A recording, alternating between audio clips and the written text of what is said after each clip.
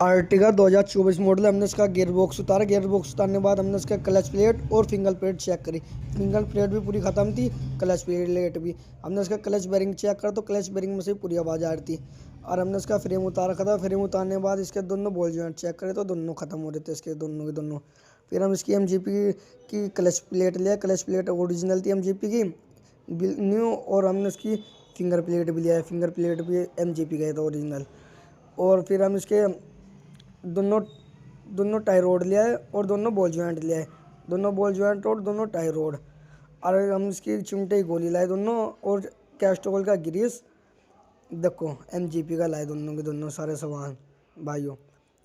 Total MGP का है। और फिर हम इसके दूसरे हिस्से पर आ गए। दूसरे हिस्से में हमने इसके एक्सल में ग्रीस कराया।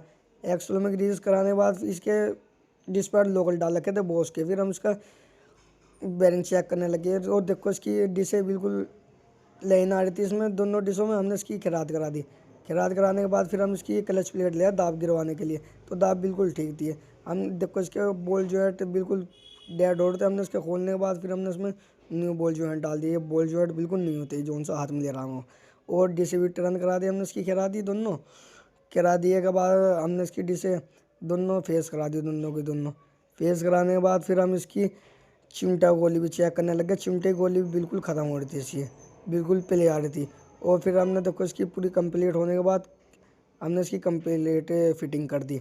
फिटिंग करने के बाद फिर इसका माउंटिंग हो रहा था, इंजन माउंटिंग जो टूटा था हमने ये इंजन माउंटिंग भी बिल्कुल नया डाल दिया। और अब गाड़ी होगी बिल्कुल रेडी, ओके। क्लच हार्ड और सब कुछ प्रॉब्लम ख़त्म। अल्लाह खैर रखे इंशाल्लाह।